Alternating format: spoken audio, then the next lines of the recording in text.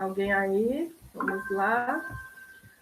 Nós vamos então para o segundo encontro. Eu sou Carla, tá? Vou só compartilhar com vocês aqui o meu slide, caso vocês achem melhor, e acompanhando as informações. Só me confirmem, por favor, se vem o slide. Estão vendo? Felipe? Jaline, vocês conseguem ver? Micael? Quem mais? Tem bem pouca gente hoje, né, na turma? Obrigada, Jaline. Bom, pessoal, então, hoje é sábado, Rita me disse que vocês não tiveram a primeira aula, fiquei bem feliz, porque imagino que vocês estejam com energia, né, para a gente ter essa primeira aula agora, né, primeira do dia, puderam dormir até um pouco mais tarde, né, quem não está trabalhando, quem não tem os afazeres. Só para lembrá-los, eu sou Carla Padilha, e eu sou a tutora presencial de vocês nessa unidade curricular de qualidade e segurança alimentar, tá bom? Bem-vinda, Eduarda, Brendo. Bom, pessoal, no nosso primeiro encontro, nós falamos sobre qualidade em alimentos, né? A gente diferenciou o que era segurança alimentar de alimento seguro, né? A gente viu quais são os sistemas de gestão da qualidade, as boas práticas, né? Trabalhamos esses temas na aula. No final, a gente comentou sobre boas práticas de fabricação, POP, né? Até lembro que foi bem corrido, porque é muita informação.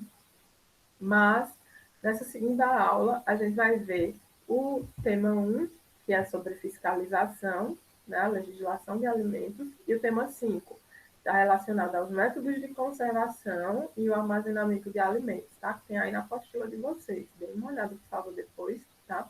Eu vou falar um pouco além do que vocês vão ver na apostila, a gente vai trazer conhecimentos atuais para agregar realmente na formação de vocês como técnicos em agronegócio, ok? Reforço que é uma aula participativa, é muito importante que vocês façam os comentários de vocês, não se intimidem, tá? Até para a gente ter maior proveito, para vocês não ficarem dispersos, né? Para a gente aprender também. Vários exemplos que eu trago nas minhas aulas são de vivências dos meus alunos, que são produtores, então é muito bom a gente ter esse compartilhamento de informações, tá bom? Não quero ficar aqui falando, não se intimidem. Liguem o microfone, a câmera, fiquem à vontade. Bom, então, nessa aula de hoje, a gente vai ver 3 pontos, pessoal. Primeiro, vamos falar sobre fiscalização dos produtos, qual é a função dos órgãos, como é que eles fiscalizam, né? Tudo voltado à segurança alimentar, tá? Segurança dos alimentos. Depois a gente vai falar, no segundo momento, sobre os métodos de conservação, de maneira geral, os principais métodos. E, por fim, a gente vai falar sobre os tipos de embalagens. Acho que alguém levantou a mão. Franklin, pode ficar à vontade.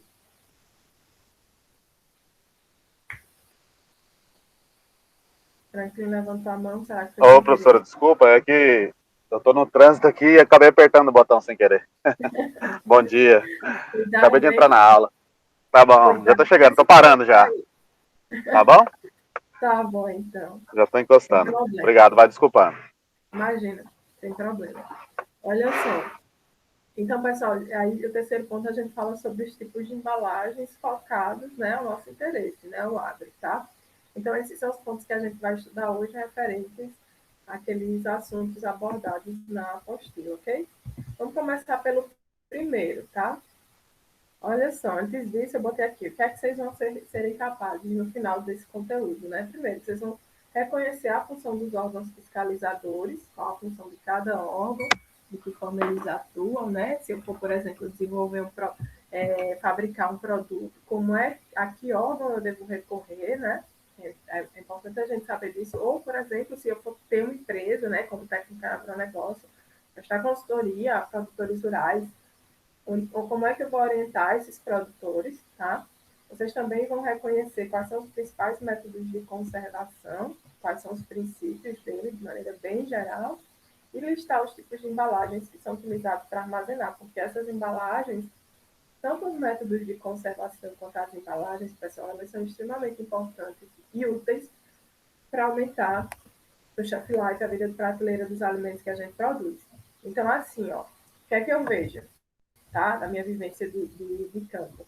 Os produtores, eles estão muito preocupados em produzir, e aí não sei se é uma realidade de vocês também, eles demandam muita energia, é muito cansativo, eles demandam eles investem muito dinheiro na produção, passam meses esperando aquele produto ficar apto para ser colhido. E aí, quando chega na colheita, parece que os produtores relaxam. Então, a colheita muitas vezes acontece de maneira inadequada, né? Após colheita, pós-colheita, não há uma preocupação sobre o tipo de embalagem, é como se, pronto, acabei, tem produto, fiz minha parte. E, na verdade, essa etapa final é extremamente importante, porque imagina aí que você investiu dinheiro, tempo, abdicou de sua família, tudo isso para conseguir obter um produto com qualidade, para você relaxar no final, não colocar uma embalagem adequada, não utilizar uma forma para conservá-lo por mais tempo e conseguir mandar para o mercado externo. Então, assim, esses pontos eles são muito importantes. Como a nossa unidade curricular é qualidade e segurança alimentar, esses pontos eles estão totalmente relacionados à, à qualidade higiênico-sanitária do produto. Então, a nossa visão aqui vai ser sempre voltada para evitar aqueles perigos que a gente estudou na aula passada. Vocês lembram? Perigos físicos, químicos e biológicos. Não foi, Eduardo? Estou vendo os nomezinhos aqui que eu vou ficar chamando, Jaline, Breno. Então, assim, tudo isso é pensado para garantir a qualidade higiênico-sanitária do alimento, a segurança daquele alimento, do consumidor, né? Para evitar surtos, doenças transmitidas por alimentos, tudo mais que nós estudamos na aula passada, tá? Bom, e aí eu quero ouvir vocês, pessoal, porque isso aqui não é uma aula só daqui para lá, né? Tem que ser daí para cá também. Em relação aos aspectos, em relação à legislação sanitária, vocês sabem qual é a função da Anvisa? Vocês compreendem a atuação do mapa? Vocês sabem o que a vigilância sanitária faz? Ou tem alguém que, professora, me confundo? Como é que vocês estão com relação a esse conhecimento? Mapa, Anvisa, vigilância sanitária. Quem vai, quem vai abrir o microfone para falar? Eu ouvi a bela voz. Não é possível. Ninguém vai abrir o microfone para participar.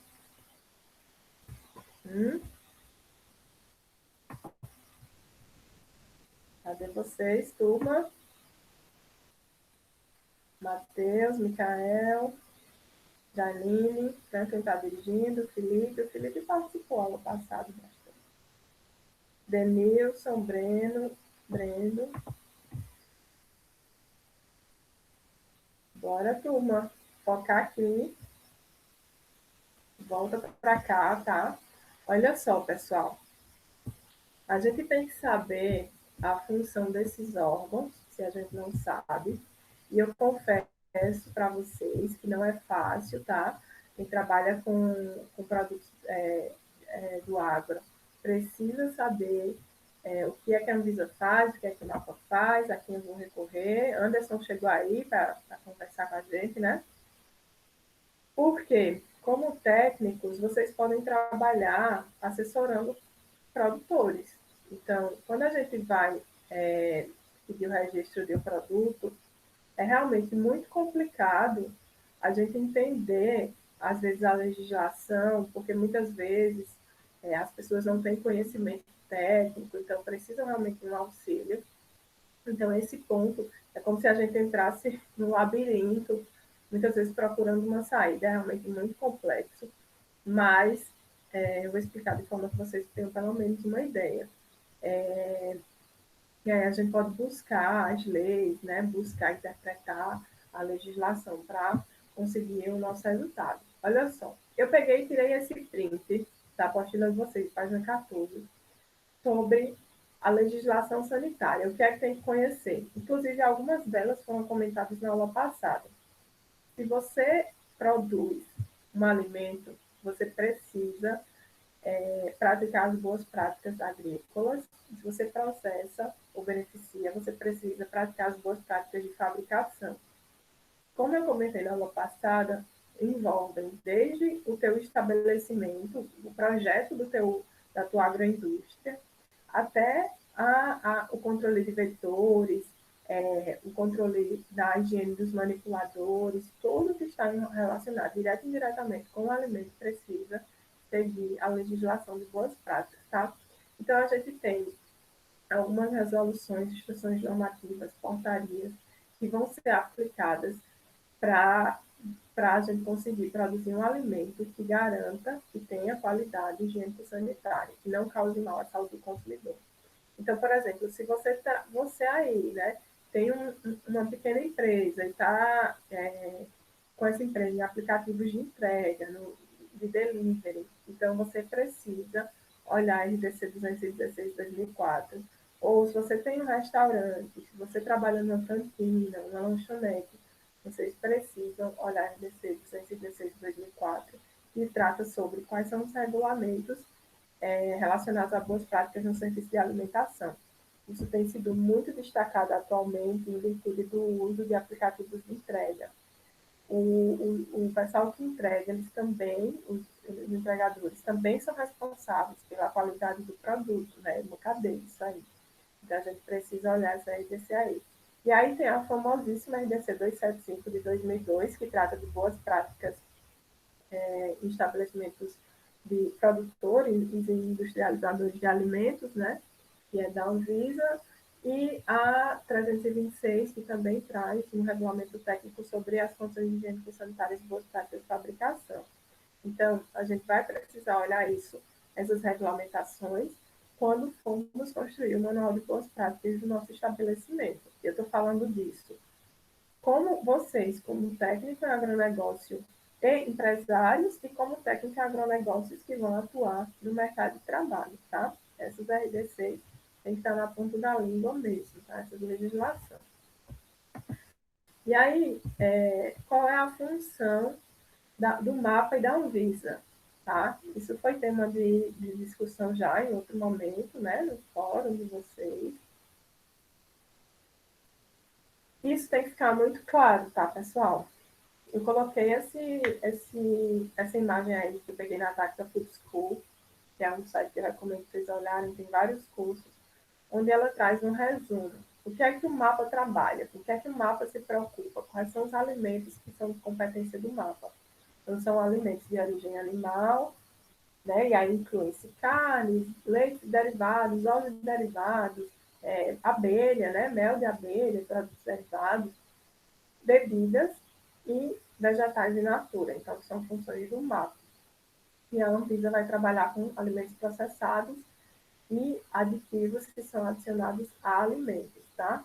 Sejam eles conservadores, corantes, aromatizantes, qualquer tipo de aditivo antioxidante, emulsificante, que seja utilizado no teu alimento para dar a característica desejada, a Anvisa vai regulamentar e fiscalizar isso aí, tá bom? Então, para vocês terem ideia, vamos começar aqui pelo mapa. O mapa, ele é um ministério, né? Assim como a gente tem o Ministério da Saúde, o Ministério da Educação, faz parte, é um dos 9 ministérios, né, que a gente tem no Brasil. E como é que funciona o mapa? As pessoas que trabalham no mapa, nesse Ministério da Agricultura, Pecuária e Abastecimento, elas vão entender qual é a dinâmica do agro, como é que está funcionando o agro, quais são as necessidades do agro e da agropecuária, de maneira geral, quais são as dificuldades, de que forma o produto que é produzido aqui no Brasil pode ser exportado e como é que como é que o Brasil pode facilitar essa exportação. Então, primeiro, o mapa ele tem o objetivo de ter essa ideia geral das necessidades, das demandas, das vantagens do Brasil em relação às questões da agropecuária. Depois, o agro vai pensar em políticas públicas para desenvolver. Deixa eu tentar entrar pelo celular. Só um minutinho, tá? Deixa eu tentar entrar pelo celular aqui.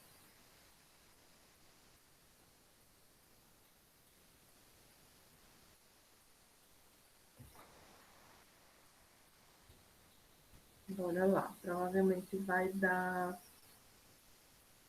interferência. O meu volume está no alto. Eu vou falar um pouco mais alto também, tá?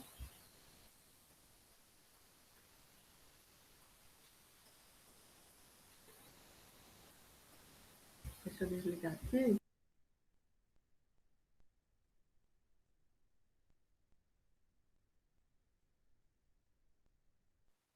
Pessoal, veja se melhorou agora, por favor. Ah, tá dando eco. Pronto, vejam agora, por favor. Melhorou. Mais alto. Tá melhor? Então, vou ficar com o celular aqui pertinho. Bom, pessoal, então, só assim escutar a voz de vocês, né? Então, o mapa, ele vai se preocupar dessa maneira, tá tranquilo até agora? Eduarda, tá acompanhando? E aí, além dessa questão... Fala, Felipe. Só ia falar que tava bom. Tá bom. E além dessas questões de políticas públicas para estimular a agropecuária no Brasil, o mapa ele também vai se preocupar na regulamentação e na criação de normas para esses produtos que eu citei, tá? Produtos de origem animal, vegetais in naturas e derivados e bebidas. Então, basicamente, o mapa vai trabalhar para facilitar a comercialização dos produtos que o agro produz, tá? E aí, minha gente, é bem interessante de pensar o seguinte: vamos supor que vocês produzam um determinado alimento, tá? Para vocês conseguirem o registro desse alimento, vamos pensar numa cerveja. Vocês produzem uma cerveja artesanal, vocês têm uma empresa, tudo mais, é um segmento que tem crescido bastante, né? E aí vocês precisam registrar no mapa, porque é uma bebida alcoólica, essa bebida. O que é que vocês fazem? Primeiro vocês vão pensar em, eu preciso registrar o meu produto, mas antes eu preciso registrar o meu estabelecimento, a minha empresa. E aí, hoje em dia, é tudo online. Vocês vão entrar no site do governo, do mapa, ele vai direcionar lá vocês para uma aba, onde vai pedir para vocês anexarem vários documentos. Então, dentre os documentos solicitados, a gente vai ter CNPJ, a gente vai ter também solicitação do alvará de funcionamento, eles vão pedir ali o projeto da sua agroindústria, para ver se atende à legislação. Olha lá, aula passada. Eles vão pedir o manual de boas práticas de fabricação da sua cerveja. Então, aquele manual que eu comentei na aula passada, que é único, não tem como eu ter uma empresa de cerveja, a Eduarda ter outra, e eu emprestar meu manual para ela copiar. Não funciona, a nossa realidade é diferente. Então, é algo que, quando vocês forem trabalhar, realmente, a gente vai precisar quebrar a cabeça para produzir o nosso próprio manual, tá? E aí, esse manual tem que estar anexado. Eu não sei se tem alguém aqui que é produtor rural, que tem pai produtor rural, mas esse é um ponto em que vocês podem auxiliar os familiares a conseguir, tá? E aí, depois que você registra o seu estabelecimento, você vai registrar o seu produto. Para isso, a gente vai precisar saber informações sobre os ingredientes, a composição do seu produto, a embalagem que você utiliza no produto, a forma de acondicionamento desse produto, tudo isso é exigido no momento do registro para o mapa. E aí o fiscal do mapa vai lá na sua empresa, faz uma visita, uma vistoria, vê se está tudo ok dentro das normas, e se estiver, ele libera o seu registro, tá? É assim que funciona. Ok, pessoal? Tranquilo em relação ao mapa? Vamos para... Ok. Tranquilo, né? Vamos para a Anvisa. Olha só. A Anvisa é a Agência Nacional de Vigilância Sanitária, né? Ela foi fundada em 1999 e a Anvisa, ela tem se destacado muito, a gente tem visto hoje em dia, vira e mexe no jornal, a vacina foi aprovada pela Anvisa, né? Ou não foi aprovada. Oi, Fábio, olha, vi uma pessoa de máscara, rapidamente, porque ele rapidamente desligou.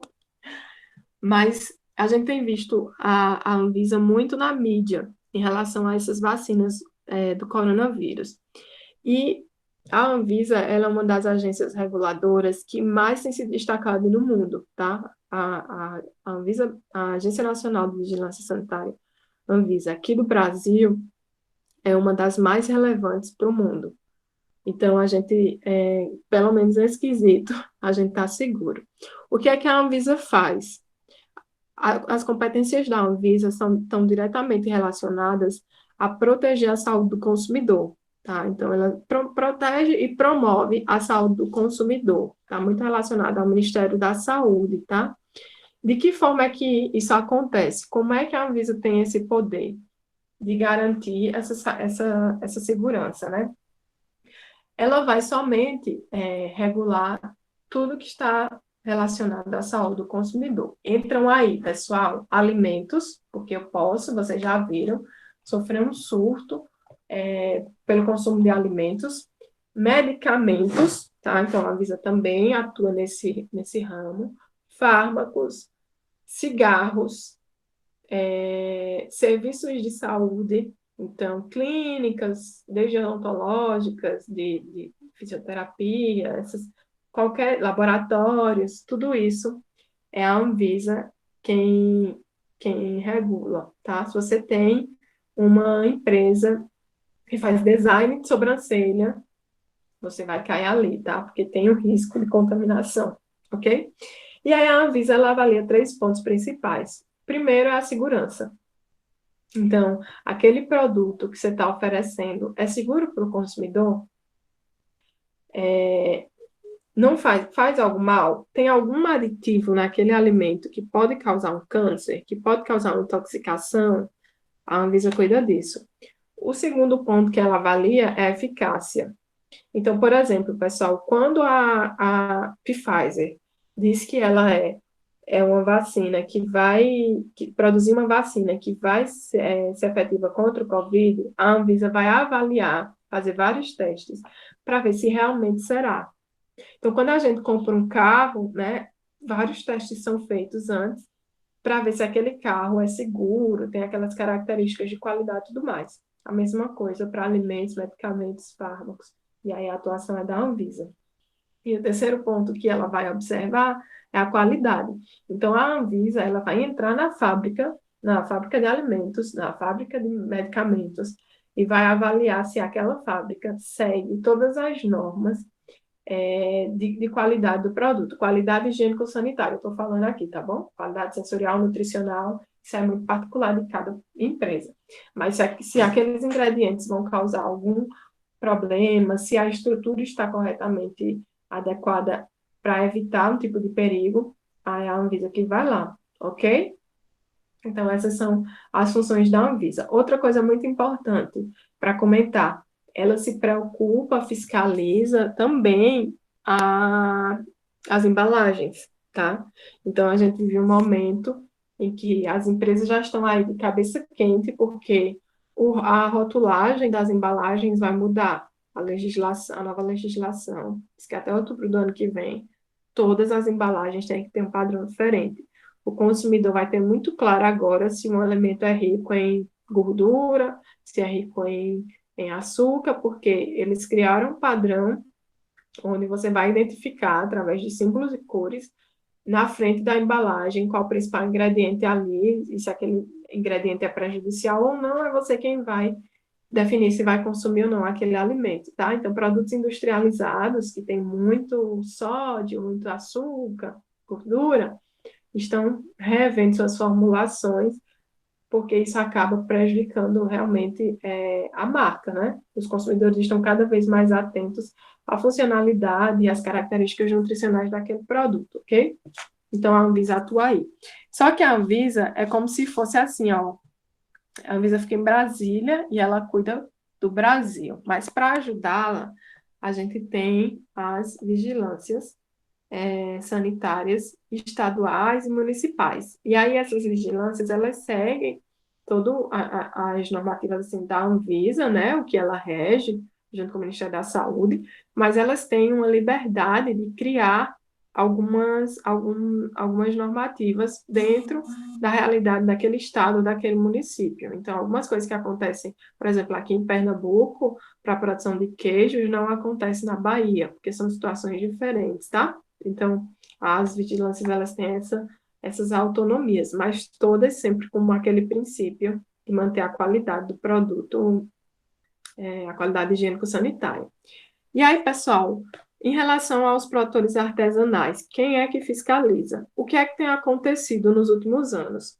A gente tem visto, especialmente de 2020 para cá, um crescimento enorme de produtores artesanais, né? Tenho certeza que todo mundo vai concordar comigo, que conhece alguém que faz um bolo, que conhece alguém que faz uma linguiça, uma geleia. As pessoas precisaram se reinventar para conseguir sobreviver a essa crise, né? As pessoas, na verdade, já vinham nesse sentido de ter seu próprio negócio, né?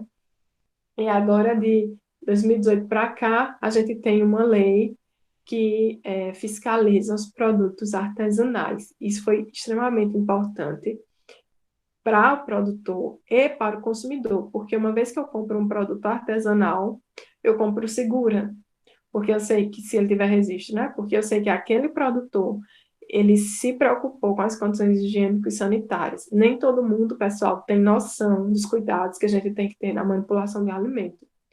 E é péssimo, né? Pegar uma doença, como diz o ditado, morrer pela boca. Então, essa legislação foi muito interessante para os produtores e muito interessante para os consumidores.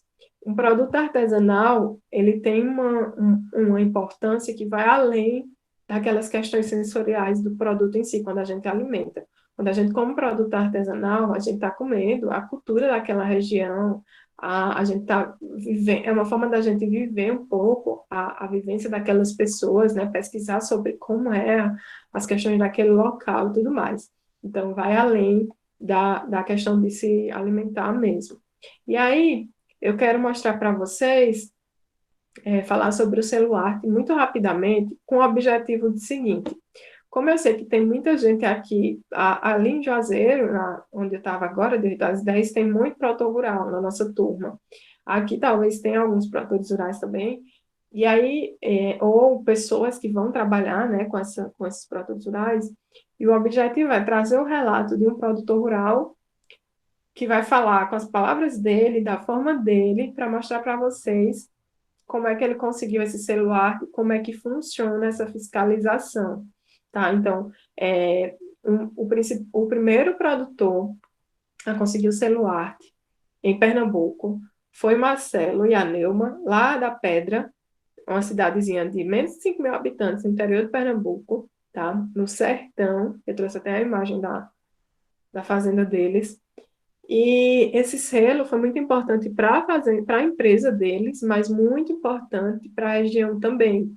Então, o Marcelo e a equipe deles conseguem hoje vender os queijos do Laticínio São José para qualquer lugar do país, que antes eles tinham um pouco, eles não conseguiam, tinha que tentar o registro e tudo mais. Então, o selo arte é algo que os produtores do Brasil estão dando graças a Deus. Dá trabalho conseguir dar, mas mas é algo que realmente vale a pena tentar. Então, eu trouxe aqui um vídeo do Marcelo. Ele não pôde estar presente com vocês, porque, né, gente, vida de produtor rural, vocês sabem como é, né? É puxado. E como eu tenho duas turmas, fica melhor de gravar e mostrar para os dois, tá bom? Deixa eu compartilhar aqui. Deixa eu compartilhar aqui.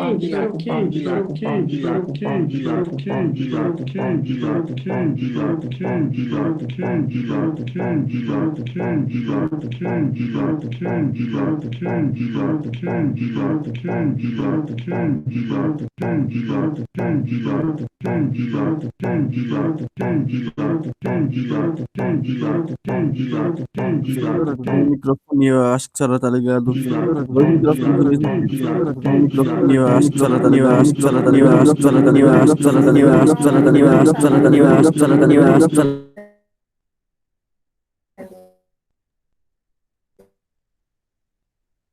Várias janelinhas infinitas Se vocês puderem me ajudar falando se apareceu, Tá aparecendo a senhora agora. apareceu. Tá, espera aí, tá? Vou compartilhar aqui uma guia. Veja aí, por favor. Se o áudio tá bom.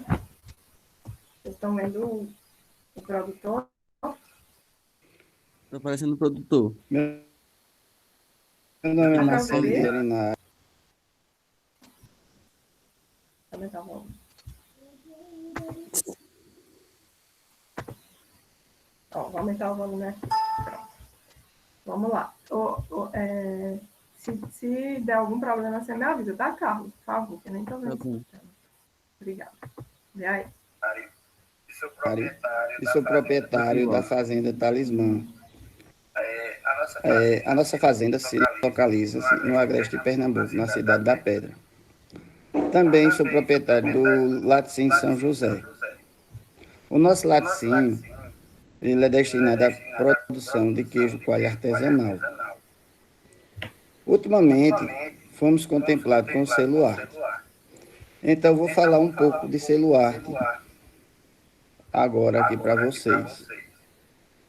O selo arte nada mais é do que um selo de qualidade ao produto que nos dá o direito de comercializar o nosso queijo artesanal em todo o território nacional.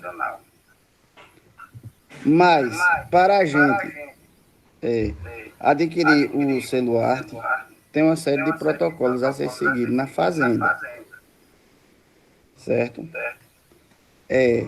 O primeiro requisito é a gente já ter o registro estadual do produto, que é fornecido pela ADAGRO, que é o órgão de fiscalização aqui do estado.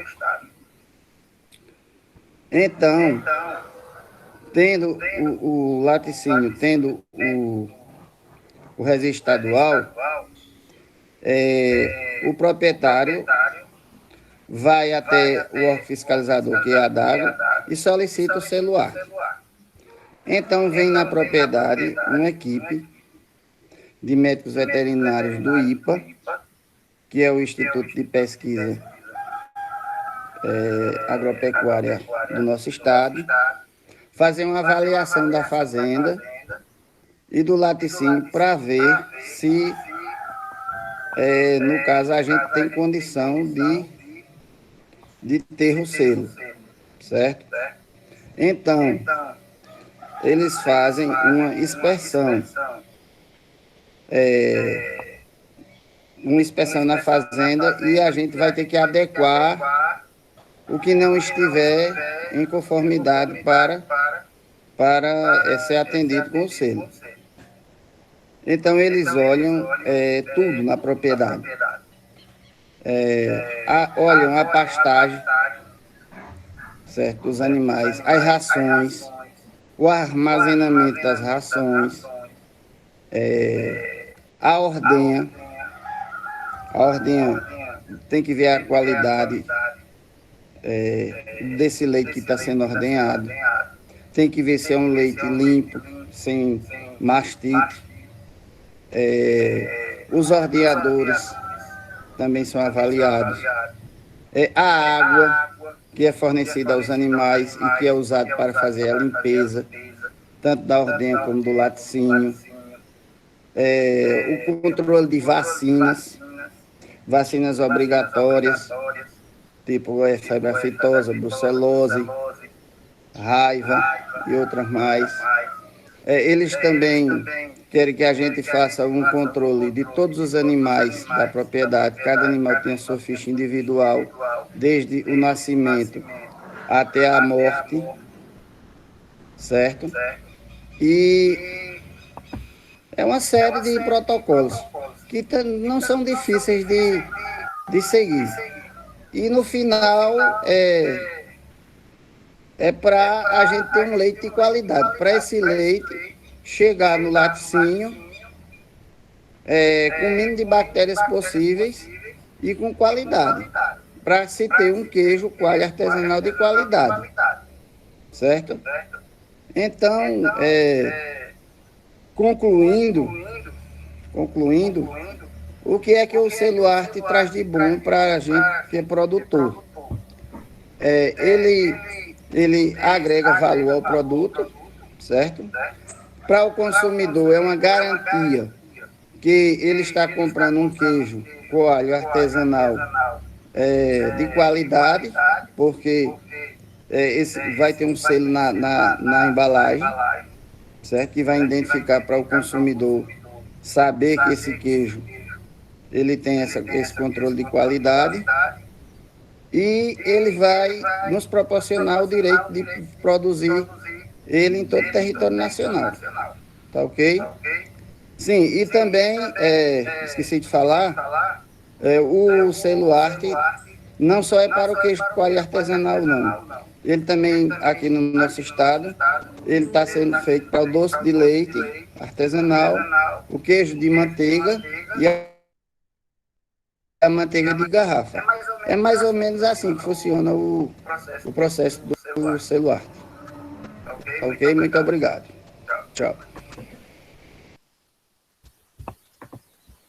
Bom, pessoal, então, o selo arte é um selo para produtos de origem animal, tá? De forma geral, pode ser qualquer produto de origem animal, um iogurte, produzido artesanalmente, um queijo, como ele comentou, enfim, vale para qualquer produto. No caso desse produto específico aqui de Pernambuco, eles só produzem queijo, então eles só conseguiram esse selo para o queijo, tá? Só tentaram para o queijo, ok? Tranquilo?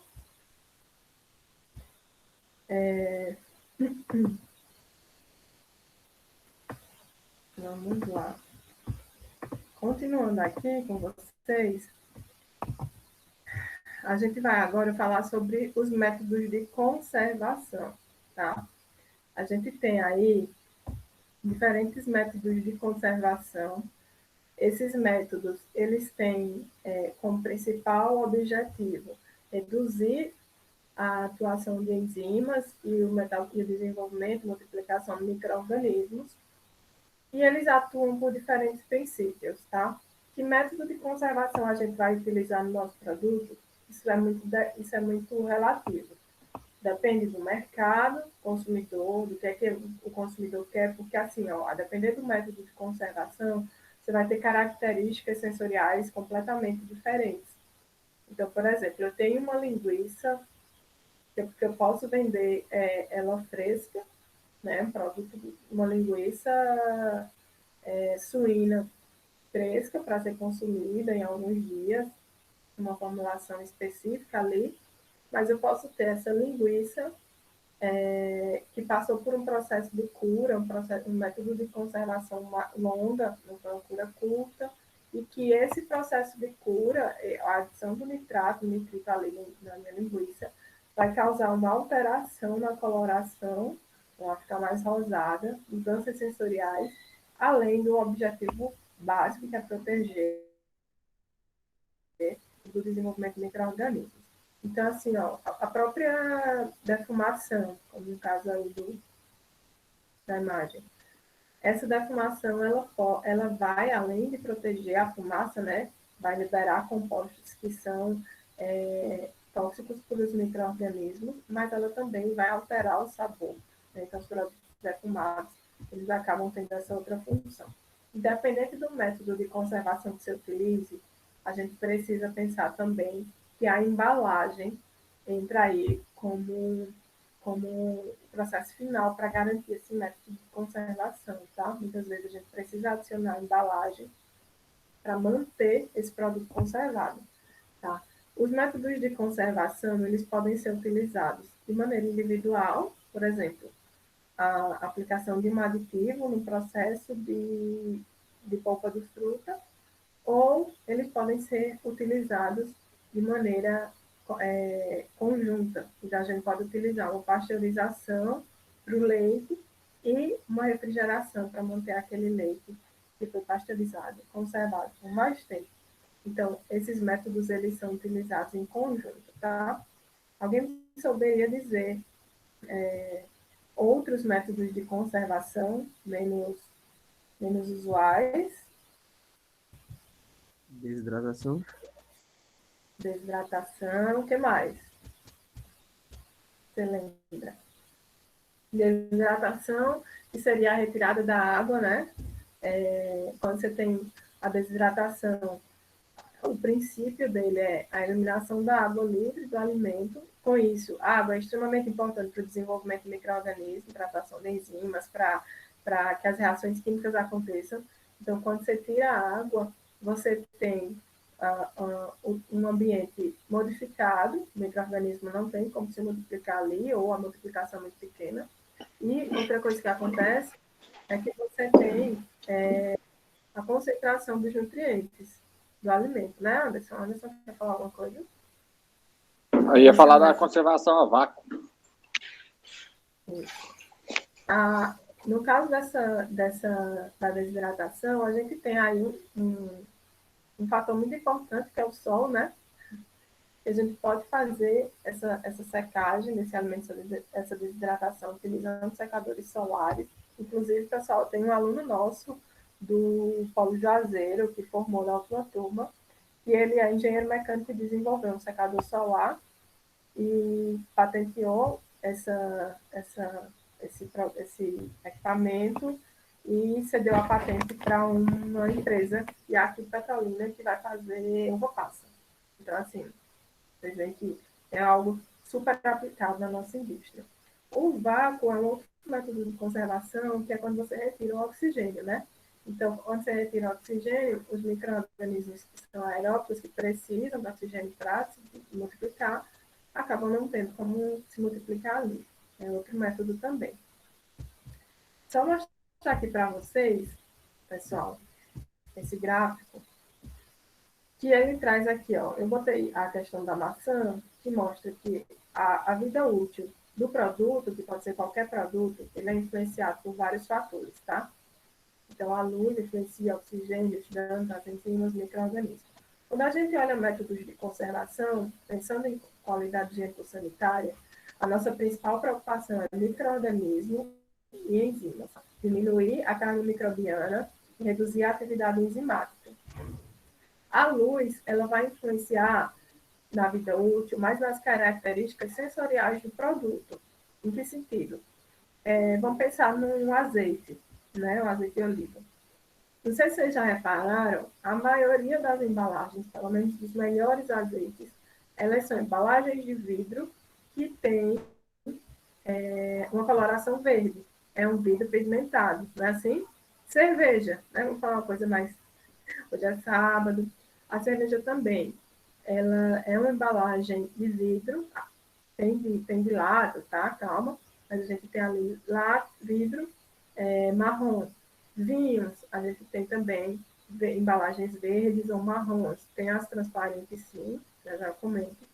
Mas quando você quer um azeite, um vinho, uma cerveja de qualidade, você utiliza como forma de armazenamento embalagens de vidro que não permitam a incidência da luz nesse produto, porque a luz vai oxidar o produto. Então, é por isso que essas embalagens têm essas colorações, tá? Existe, sim, azeite em embalagem de plástico, que aí são os mais baratos, e embalagem de metal, né? Que também são mais baratos. Qual o problema? Quando você tem uma embalagem de plástico ou uma embalagem de metal, os componentes dessas embalagens acabam passando para o produto e alteram sensorialmente esse produto. O vidro ele tem uma característica que, por causa da inércia, a passagem desses componentes para o alimento ela é muito lenta, então praticamente não acontece. Então é por isso que aquela Coca-Cola de vidro é muito mais saborosa que a Coca-Cola de plástico, né, como a gente já costuma comentar. Tem gente que prefere cerveja de garrafa do que cerveja em lata, que o sabor é diferente, por causa da embalagem. Tá? Então, essa questão da coloração, ela está muito relacionada à oxidação. Eu não sei se vocês viram, mas a Itaipava, se eu não me engano, foi a Itaipava, lançou a Itaipava filtrada 5 vezes, uma embalagem muito bonita, transparente, a cerveja ficava ali à mostra, com um rótulo muito bonito, e fez muito marketing em cima disso, que a cerveja era filtrada 5 vezes, 7 vezes, extremamente límpida. O que é que aconteceu aqui em Petrolina, no supermercado que eu andei, acompanhando essa cerveja? Ela rapidamente ficava amarelada, e ela ficava muito escura, porque ela oxidava. É uma embalagem que não oferecia nenhuma proteção em relação à luz. Então, está ali, exposta no supermercado, recebendo incidência de luz, em condições completamente inadequadas, vai oxidar. Então, produtos como o vinho, que são produtos mais nobres, que levam mais tempo para ser elaborado, que precisam amadurecer ali, a gente sempre tem que colocar em embalagem de vidro e que seja marrom ou que seja âmbar, tá? Que seja verde, tá? Ok? Em relação ao oxigênio, ele também vai oxidar os produtos, então a embalagem tem que proteger. Quando a gente pensa em carnes, como o Anderson comentou, a gente vai utilizar a embalagem a vácuo. E essa embalagem ela não vai ter permeabilidade, ela não vai permitir a entrada do oxigênio ali. Porque esse oxigênio em produtos carnes, especificamente, vai atuar ali junto com proteínas e gorduras e vai oxidar, vai deixar um sabor de ranço. Pensa na manteiga, né? Quando fica exposta. Fica com aquele sabor de ranço que é indesejável. Mas essas são questões sensoriais, tá? Os danos físicos diminuem a vida útil porque eles aceleram o processo metabólico. Então, quando você tem, por exemplo, uma maçã como essa, ela sofre impacto, um dano físico e se racha, o que é que o fruto vai entender? Poxa, eu preciso usar toda a minha reserva energética para cicatrizar aquela rachadura, aquele problema que eu tive ali. Então, essa vida útil, toda a reserva energética dela vai ser direcionada e a vida útil vai diminuir, tá? E as enzimas, elas estão muito relacionadas a reações de escurecimento enzimático, né? Causadas por algumas enzimas específicas, como a oxidase. Então, a gente precisa diminuir a ação dessas enzimas, por isso que a gente, muitas vezes, quando vai congelar um vegetal, a gente faz o branqueamento, coloca na água quente e depois na água fria para inativar essas enzimas. E, obviamente, os micro-organismos, principalmente os patogênicos, podem causar problemas relacionados à saúde, além de deteriorar, né? Os micro-organismos deteriorantes podem causar problemas de sensoriais do seu produto, né? Como aroma inadequado, textura flácida, mas também eles podem estar presentes aí e causar problemas de degradação do produto, ok?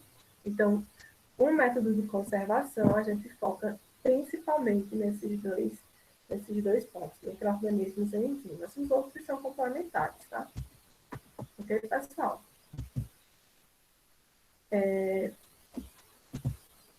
Vamos mostrar para vocês aqui um pouco sobre alguns métodos de conservação.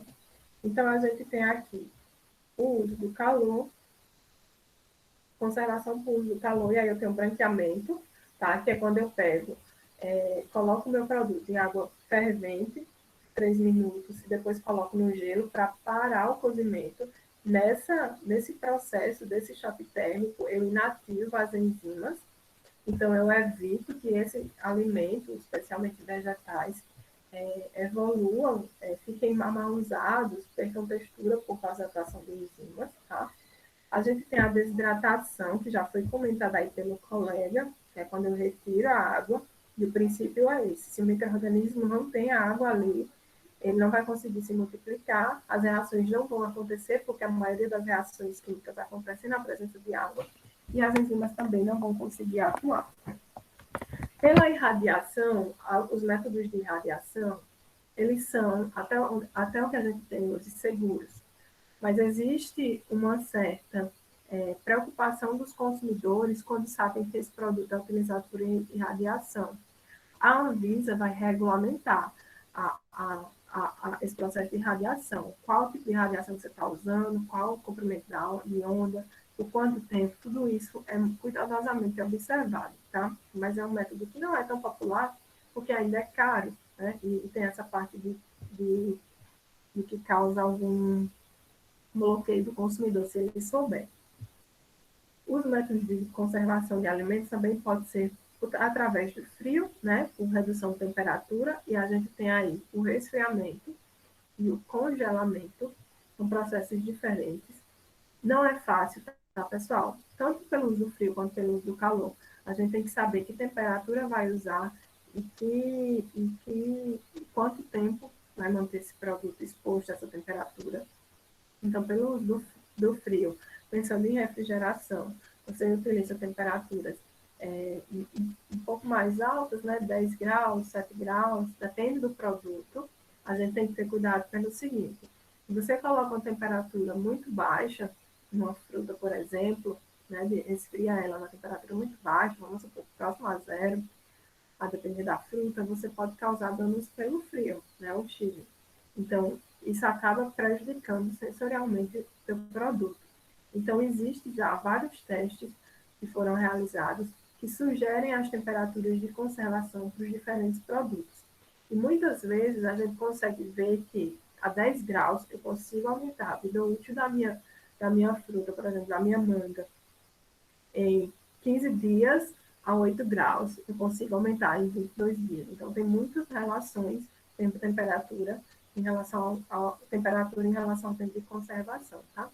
Pelo uso do açúcar, a gente tem aí conservas, né? A gente tem os doces, que também são realizados utilizando esse método, onde você adiciona uma grande quantidade de açúcar e satura ali a solução e o micro-organismo não consegue se desenvolver. O mesmo vale para o sal, tá? A gente adiciona uma grande quantidade de sal. No caso do sal, a água ela vai acabar saindo, né, do produto. Você vai ter uma grande concentração de sal ali, a maioria dos micro-organismos não vai conseguir se desenvolver. Por uso de aditivos, a gente tem os conservadores ou conservantes, que são muito utilizados na indústria de alimentos, né? Os aditivos. A gente vê aí, acompanhando, né, o dia a dia da indústria de alimentos, as empresas elas procuram muito a substituição dos aditivos, porque percebem que consumidores mais informados acabam deixando de consumir alguns alimentos pela quantidade de aditivos. Então, quanto mais forem os processos, mais. Me fugiu o nome agora. Quanto mais processado o alimento, então, provavelmente, mais aditivos ele vai ter ali, de maneira geral, não só conservantes, tá? A gente também tem fermentações, então essas fermentações são muito utilizadas na indústria carne, é muito importante a gente pensar que o micro-organismo que é utilizado para esse método de conservação, com fermentação, ele precisa de condições adequadas, de açúcar, de temperatura, né? Ele vai produzir CO2 ali, o metabolismo desse micro-organismo vai gerar características interessantes para o produto, né? Como, por exemplo, salames, a cerveja que a gente já comentou, alguns queijos, então isso é interessante, sensorialmente também. E a gente tem o uso desses métodos combinados, como eu já comentei, né? Geralmente a gente pasteuriza e adiciona e complementa com refrigeração, então também pode utilizar esses métodos complementares, tá? O que é que a gente faz, pessoal, no método de conservação para qualquer alimento? A gente não consegue ter a esterilização 100% do alimento, ou seja, zero micro-organismo. Não dá. Até quando a gente faz esterilização, que é aquele leite que vocês compram, o HT, a gente considera que aquilo ali é uma esterilização comercial. A gente chama de esterilização comercial. 99,9% das bactérias foram eliminadas, mas ainda assim há um resíduo. Não vai causar danos à saúde do consumidor, mas não é 100%, tá? Então a gente chama de esterilização comercial. Professor, Oi. até porque se não tiver lactobacillus não é leite, né? Não dá para matar tudo, né? Mas assim, ó, Carlos, eu estou pensando nesses métodos de conservação dos micro-organismos patogênicos, tá? Eu quero atingir esses micro-organismos patogênicos. Quando a gente tem um leite UHT, por exemplo, a gente não consegue fazer produtos derivados com ele, porque não tem ali muito, não tem microbiota, né? A não ser que você adicione um microbiota ali para desenvolver aquela fermentação, por exemplo. Pessoal, então o que é que a gente faz? Essa é uma área, assim, enorme, Mas a gente tem que pensar o seguinte, quando eu tenho, vamos usar o exemplo do leite, quando eu vou fazer a ordenha da vaca, o leite que está ali, que sai, né, no momento da ordenha, ele automaticamente já vai ser contaminado, né, pelo ar, pelo ordenhador, pelo balde, não tem como. O pescado tem os micro-organismos próprio dele, né, da microbiota dele. Nós temos micro-organismos, né, aqui no nosso corpo. Então, não dá para ter zero micro-organismos. Mas o que é que a gente faz no método de conservação? A gente cria barreiras para esses micro-organismos se desenvolver.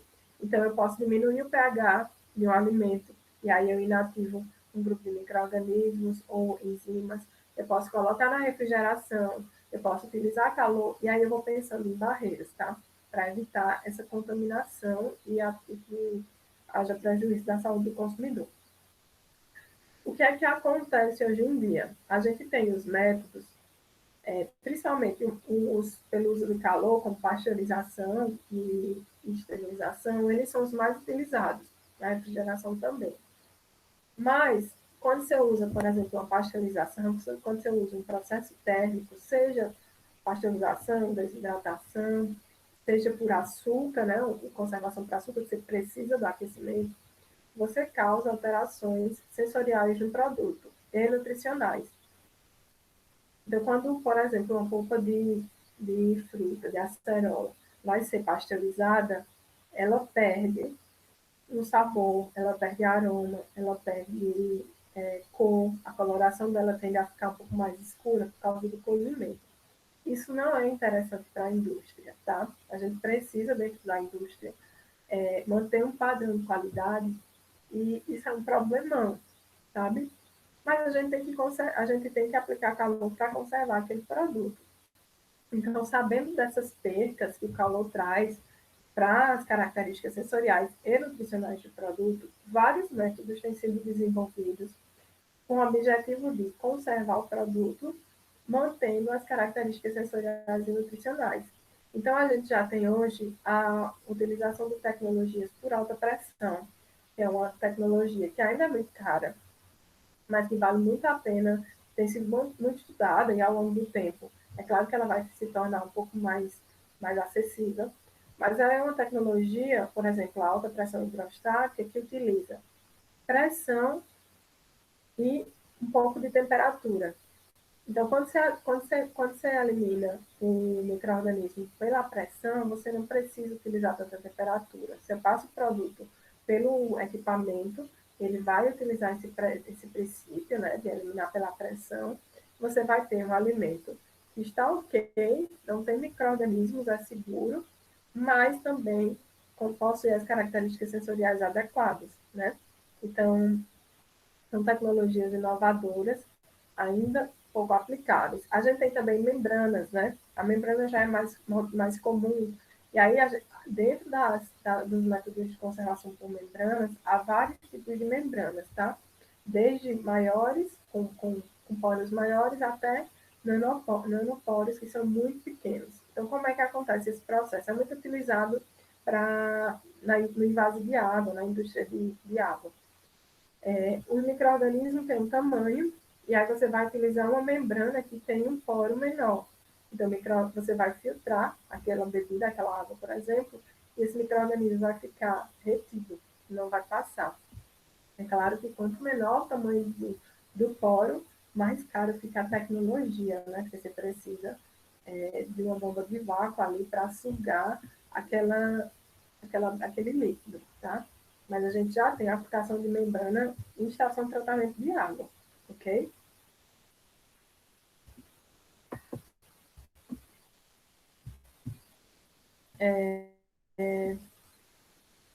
Então, na apostila de vocês, ela fala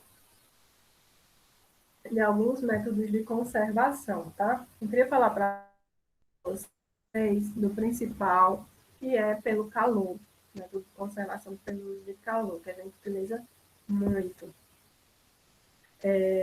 Qual a característica, tá? A gente vai ter aí temperaturas abaixo de 100 graus, se for pasteurização, ou acima de 100 graus, se for esterilização. com temperaturas maiores. Você vai ser o prejuízo sensorial e nutricional no alimento. Você precisa diminuir no tempo. Se eu preciso aumentar a temperatura para matar, eliminar determinado micro-organismo, eu preciso diminuir o tempo de exposição. Então, pode utilizar como métodos de conservação a própria água, o vapor, o calor seco, micro-ondas, há vários. Geralmente, as indústrias optam por vapor, calor úmido, ou vapor seco, tá? Calor seco. Então, como é que funciona? Qual é o princípio dos métodos de conservação que usam calor? Esse calor, ele vai destruir as células vegetativas do micro-organismo. E também vai inativar as enzimas, que são grandes responsáveis por alterações sensoriais, tá?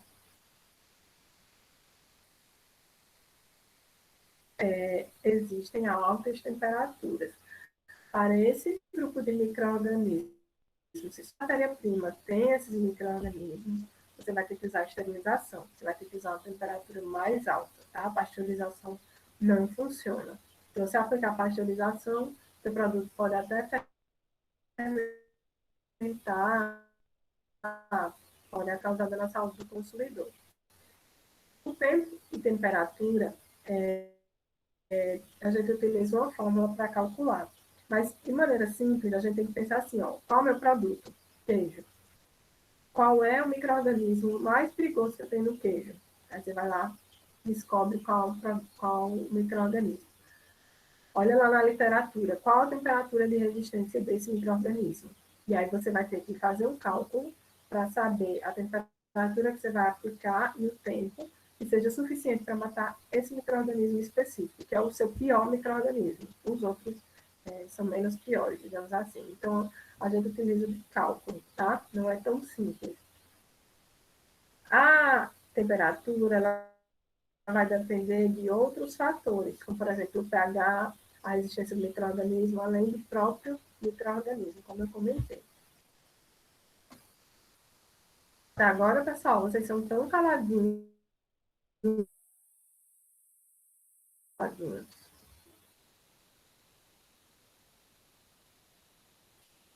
Olha só, turma. A gente tem aqui dois tipos de pasteurização, tá? Quando a gente utiliza calor. A gente pode fazer uma pasteurização lenta, e nesse caso, a gente vai ter uma temperatura mais branda por um tempo mais longo. Ou a gente pode ter uma pasteurização rápida, onde a gente vai ter uma temperatura mais alta por um tempo mais curto. Lembre-se, pasteurização, a temperatura não pode passar de 100 graus.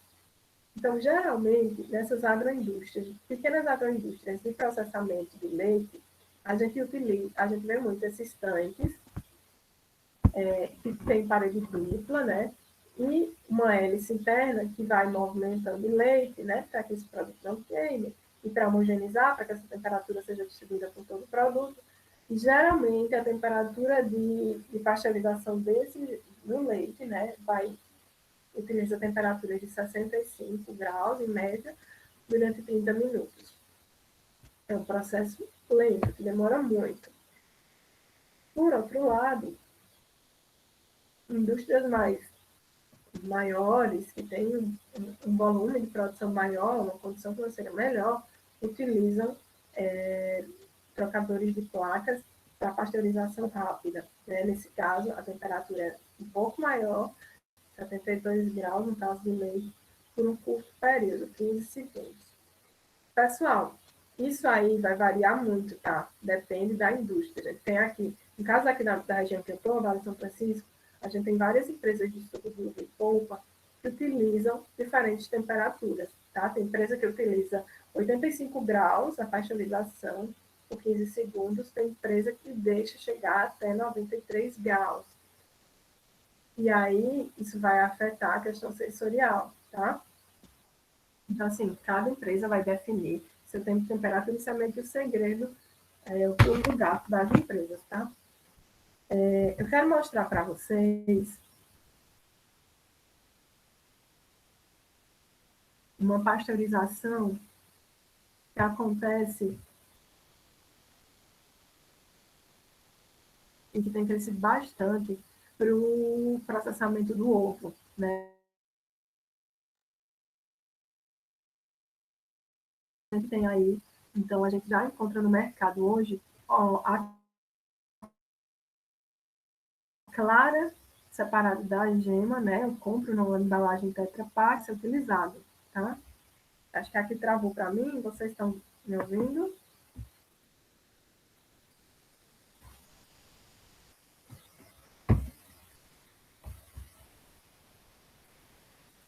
Travou aqui. Voltou. Bom, então eu trouxe aqui um vídeo de uma planta de processamento de ovos. Essa empresa ela é pequena, mas ela é super organizada. A moça que fez todo o processo, o projeto dela, seguiu todas as normas, toda a legislação. Os empresários, eles são bem conscientes da importância. Então, todas as paredes respeitam a legislação, o piso, a iluminação, o próprio maquinário, vocês estão vendo que é aço inoxidável, os funcionários, que são poucos, mas todos estão de touca, de máscara, seguindo as boas práticas de manipulação.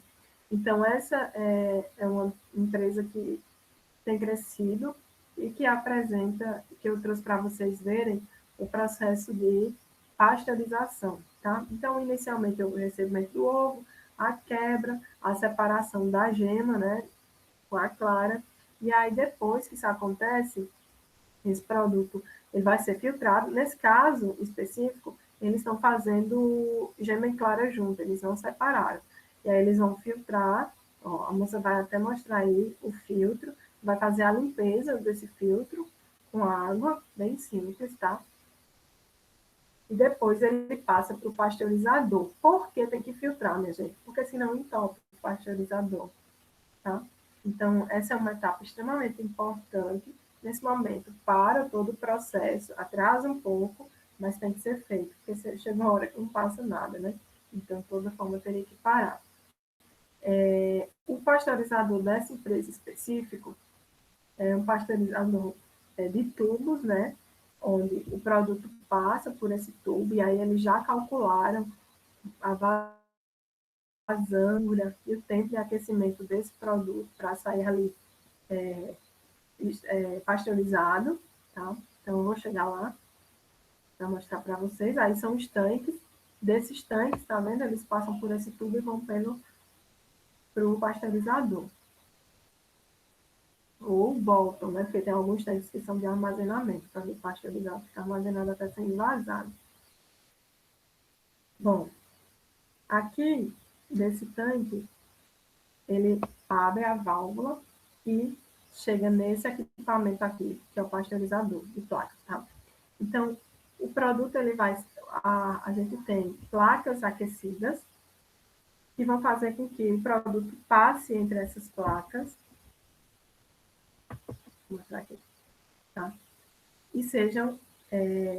não é que entre em contato com essas placas e sejam aquecidas. Então, tudo isso é calculado, depois esse produto vai ser envasado. Aqui é todo o sistema, né, de acompanhamento da temperatura, de tempo, todo o controle acontece aqui. Em seguida, o produto vai ser envasado. Tá travando um pouco o vídeo, porque está pesado, mas é assim que funciona. Aqui, a gente tem um tanque de armazenamento e tem um produto pasteurizado que vai ser envasado. Essa empresa específica, ela envasa em diferentes embalagens, tá? Ela tem essa embalagem mais simples, e geralmente eles distribuem para hotéis, grandes restaurantes, então é como se fosse grandes sachês, né? O produto é embalado em embalagem plástica, simples, rotulada e acondicionado em caixas. Mas eles também têm a embalagens em caixinhas, tipo Tetra Pak. E aí já é um outro mercado. Né? Eles têm aquelas de 1 litro, que aí aquela pequena empreendedora que faz bolo, trabalha com panificação, confeitaria, vai comprar e utilizar. E basicamente são essas duas embalagens que eles têm, ok? Então, esse é o processo de pasteurização. Agora eu quero falar para vocês rapidamente sobre a conservação pela salga, tá? A gente tem aí dois conselhos, eu queria ouvir vocês são muito caladinhos, pessoal, a turma mais calada que eu tenho no Senar, são vocês. Eu tenho aqui a foto do Shark e do Jerked Beef. Vocês sabiam que existe Jerked Beef? O que é isso? Qual a diferença do Shark? Alguém já ouviu falar, já comprou, já consumiu?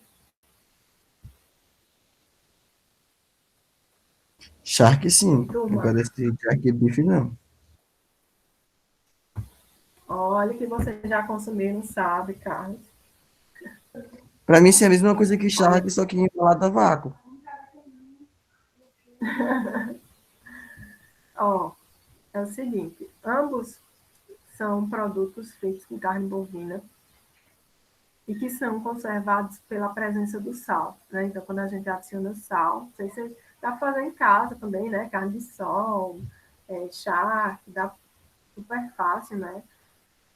A gente adiciona sal e aí, por osmose, a água acaba saindo, né?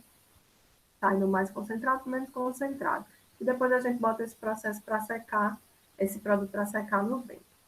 Qual é a diferença do Jerked Beef e da charque? Antigamente, a gente ia nas feiras, nos supermercados e comprava charque do jeito que está aqui na imagem, né? O pessoal cortava e vendia uma quantidade para a gente. Hoje em dia, Carlos, já existe charque embalado a vácuo, tá?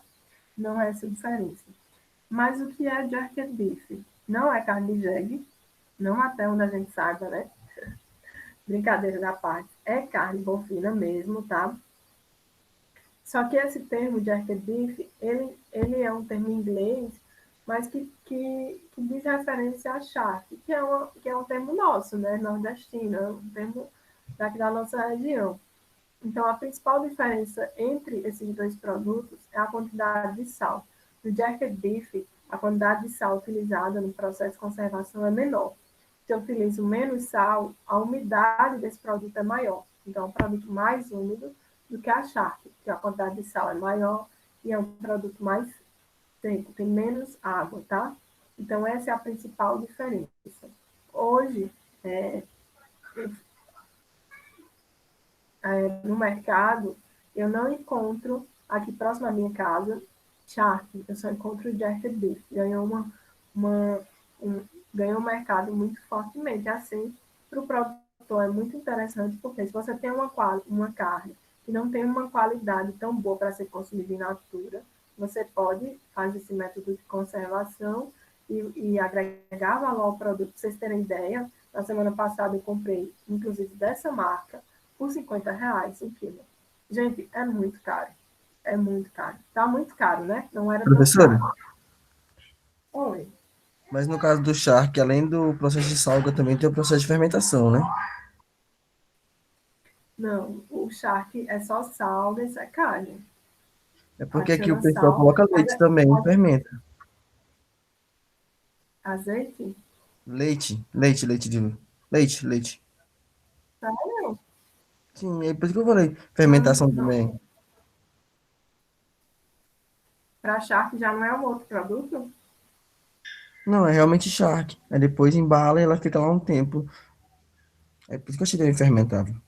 É curioso. Eu vou procurar saber, não sabia disso. Mas o charque tradicional, você corta em mantas e aí você salga, depois você vai virando, tombando essas mantas. Como dá para ver que fica assim? E aí você vai comprimindo essa carne. Então você acaba ajudando de uma forma mecânica a que essa água saia.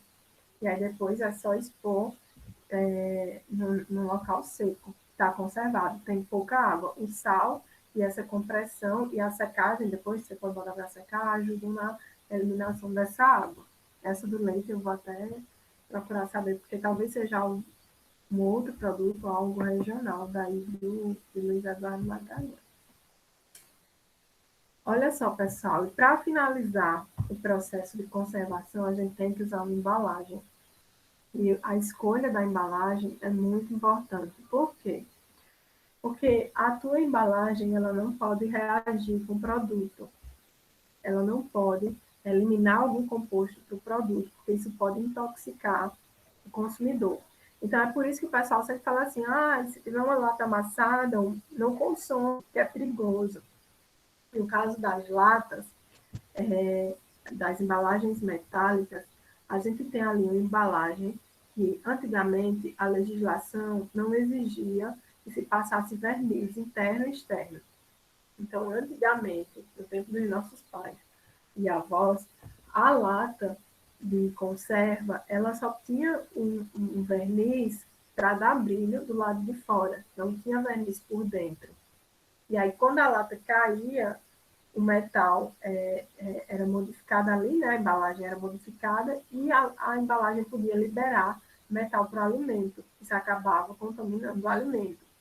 Hoje em dia, a legislação exige que a lata tenha verniz interno e externo. Isso vale para a tampa também, tá? Então, a gente utiliza um verniz orgânico, material obtido de planta, para proteger o produto. É a principal função do verniz. Adicionalmente, ele vai dar um brilho na embalagem, tá? Então, a gente precisa definir quais são as embalagens que a gente vai utilizar para finalizar o processo de conservação, para evitar que um perigo daqueles que eu comentei, físicos, químicos, biológicos, entrem no alimento e causem dano à saúde do consumidor. Falando então sobre embalagens, a gente tem definições diferentes, tá? Da Anvisa, do mapa. Para vocês, qual é a principal função da embalagem? O que é que vocês entendem? Por qual a importância da embalagem? Podem focar na realidade de vocês aí. E aí, turma? E aí, Carlos, Felipe, Jalinho? Proteger o alimento e conservar. Uma das funções mais que eu acho dela é essa aí. Armazenar com segurança e qualidade, né? Facilitar o transporte. Isso, Fran. São várias as funções, né? Pessoal, quando a gente pensa em embalagem, o básico do básico é proteger o alimento. Proteger o alimento dos perigos externos, né? Do oxigênio, dos micro-organismos, dos perigos físicos que for, né? Também a embalagem tem a função de dar formato ao produto, né? E além disso, como os meninos comentaram, facilitar o transporte, atrair o consumidor. Então, o que é que a gente tem visto em relação a designs de embalagem hoje? É uma área que tem crescido muito. A gente tem inovações enormes. Eu poderia citar aqui o exemplo para vocês da Skullbeats, que foi uma empresa que inovou muito embalagens, né? A Skol, né? A Ambev, porque ela, para cada coloração de bebida, ela colocou uma embalagem com coloração correspondente. E só a título de curiosidade, aquela Skol Beats vermelha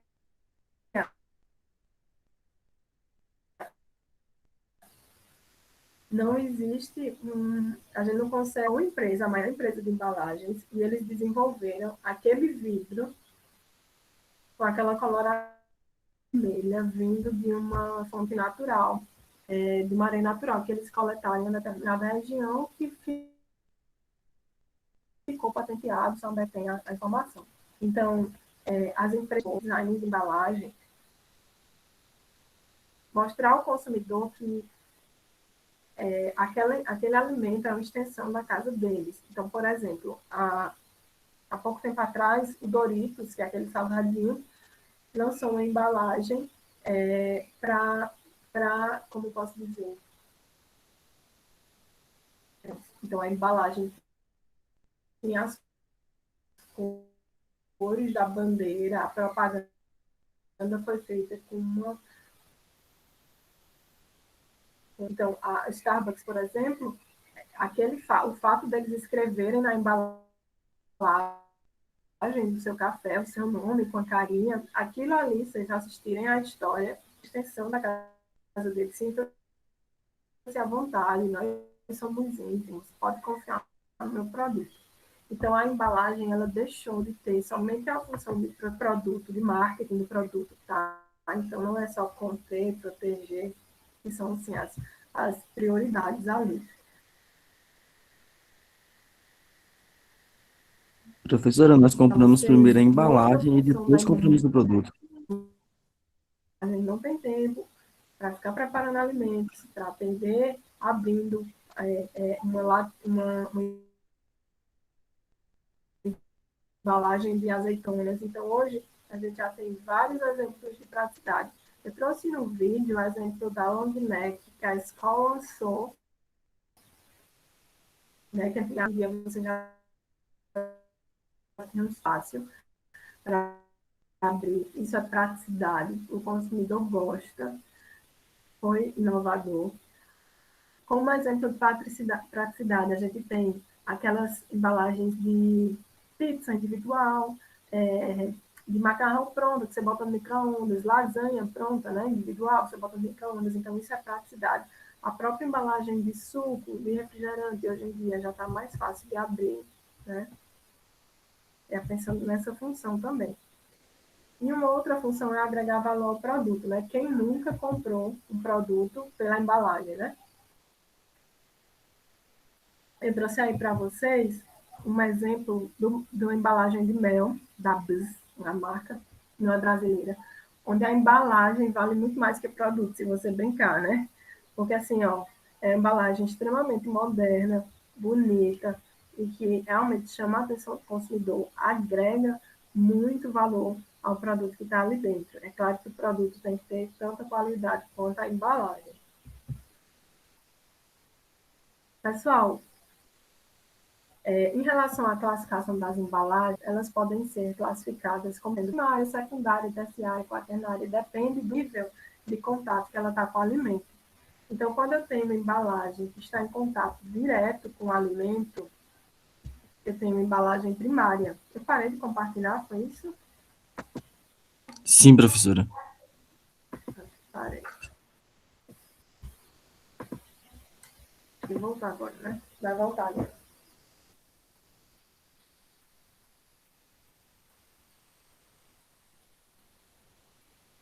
Pronto. Então, quando eu tenho a embalagem em contato direto com o alimento, eu tenho a embalagem primária, como no caso das cumbucas de uva que eu trouxe aí na imagem. Quando essa embalagem primária está dentro de uma outra embalagem, aí a gente chama de secundária. E assim a gente vai chamando terciária, quaternária. Então, eu tenho aqui na foto um exemplo da cumbuca, uma embalagem primária. Essa outra embalagem de isopor, que é uma embalagem secundária, que vai proteger as minhas cumbucas. Tenho embalagem terciária, que é quando eu formo o meu pallet, né? Peguei minhas caixas, empilhei e formei o pallet, tá? Então, eu tenho embalagem terciária, o pallet entra também como embalagem, tá? E se eu colocar isso aqui dentro de um container, eu tenho embalagem quaternária, tá? Essas embalagens, elas podem ser classificadas também como rígidas. Por exemplo, aquela lata de leite ninho é embalagem rígida, semi-rígida ou flexível, tá? Então, dependendo da flexibilidade, a gente classifica assim. Aquelas embalagens de pães, de forma, são embalagens de tipo flexíveis, tá? E aí, na apostila de vocês, tem um tópico que fala sobre as embalagens mais utilizadas na agropecuária. As embalagens, elas podem ser feitas com diferentes matérias-primas, são elas, tá? Metal, que são as embalagens metálicas, plástico, que são as embalagens plásticas, vidros, celulose, que são as embalagens de madeira, papel celofane, né? Feitas a partir de celulose. Quando a gente olha para a agropecuária, a gente tem muito o uso das caixas de madeira, né? Dessas caixas tipo K, que são embalagens que causam muitos danos ao produto. O grande problema dessa embalagem é que a legislação diz que ela pode ser utilizada, tá? Não é proibida, mas ela tem que ser descartada. E nem sempre isso acontece, tá? Aí na região de vocês veem muito esse tipo de embalagem? É que vocês me falam. Vocês têm um centro de distribuição?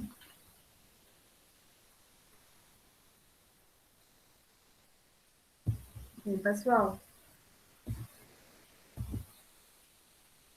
geralmente a gente vê essas caixas tipo K nas feiras, nos centros de distribuição. Então, essas embalagens, elas são baratas para o produtor, no entanto, elas causam muitas perdas no produto. Então, a gente tem uma preocupação higiênico-sanitária enorme com essas caixas, porque elas podem contaminar o alimento, né? O micro-organismo pode sim ficar preso ali, ficar em contato com essas embalagens e contaminar, mas o principal problema é que ela não protege o teu produto de impactos. Então, às vezes, até um fruto encostando na embalagem pode causar um dano físico ali. E aí, consequentemente, isso abre porta, né, uma porta de entrada para micro-organismos. Para piorar a situação, ainda tem produtor que utiliza jornal para envolver o produto, né, as frutas, vegetais. Então, é ainda pior, a contaminação do jornal é muito grande. Então, isso é um problema gigantesco, tá? A gente também tem a utilização dessas caixas de plástico, né, que a gente chama de contentores. Esses contentores, eles são muito utilizados no processo de colheita e observem que são materiais, um material plástico resistente, então dá para ir para o campo, ficar em cima do trator tranquilamente, e higiênicos, porque ao final do uso eles podem ser lavados. Geralmente, aqui na nossa região, Petrolina, a gente utiliza esses contentores na colheita, vazados, com essas aberturas. No final do dia, eles são lavados e escorados para poder a água escorrer. Então, essas aberturas, elas são estratégicas para evitar acúmulo de água no contentor, porque se eu tenho água, eu posso ter desenvolvimento de micro-organismos, tá?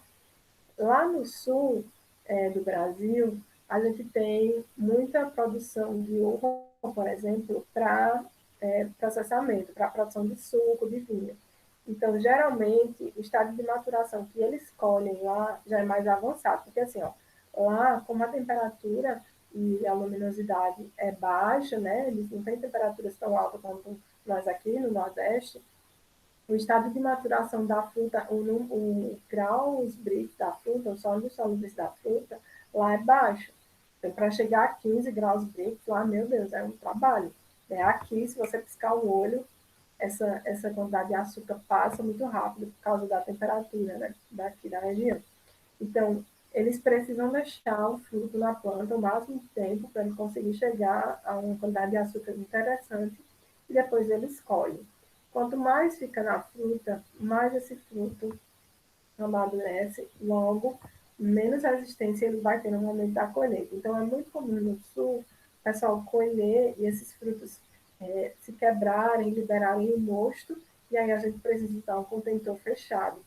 Nesses casos é interessante, porque aí você já descarrega tudo dentro da máquina para poder processar, e aí não perde aquele mosto em virtude de uma manga ou de uma uva ter ficado em cima da outra, né? Da pressão exercida nas frutas de baixo. Além desse tipo de contentor de plástico, a gente também tem as embalagens de papelão, que tem suas vantagens e desvantagens. O que é legal do papelão? O frete está muito barato, porque eu consigo comprar essas embalagens sem formar. Então, a gente geralmente compra só papelão, e aí quando chega na indústria a gente monta, né? Na agroindústria a gente monta esse papelão, tem máquinas específicas que montam 20 caixas por minuto, aqui nós temos algumas. Então, esse papelão é interessante por isso, eu acabo economizando com frete, eu consigo montar só quando eu chego, mas são embalagens que não são tão resistentes e que não são resistentes principalmente à umidade. Então, de repente, você transportar isso no caminhão refrigerado pode ser um perigo, tá? Então, o problema maior dessas embalagens está relacionado a isso. E aí a gente tem os sacos, que são muito utilizados quando a gente vai comprar em grandes volumes, também nas feiras, né? Esses são as principais embalagens utilizadas dos produtos agropecuários e suas principais características, vantagens e desvantagens, tá? Quando a gente olha, pessoal, para a indústria de alimentos, aí amplia, as possibilidades ampliam-se. A gente não vai usar mais caixa de K. A gente já tem um produto processado e aí as opções são quase sempre plástico, vidro, embalagens metálicas e embalagens em camadas, que são aquelas tipo Tetra Pak, que a gente compra leite pasteurizado, creme de leite condensado. Então, falando dessas Tetra Paks, como é que funciona aquela embalagem? A gente chama de camada, camada, tá? O nome certo. Eu falo Tetra Pak porque acostumamos, mas Tetra Pak é a empresa que produz aquelas embalagens, que tem o domínio daquelas embalagens, chama Tetra Pak, mas a gente tem aí embalagens em camadas. Aquela embalagem ela é formada por 75% plástico, 25% 75% papel, 25% plástico e 5% alumínio. Tudo isso é comprimido e aí a gente tem aquela embalagem fina e resistente. Então, o papel ele vai dar o formato e a resistência da embalagem. O plástico vai isolar esse alumínio, essa camada de alumínio do produto, e também vai conter aquele produto ali dentro, e o alumínio vai proteger essa embalagem da incidência de luz.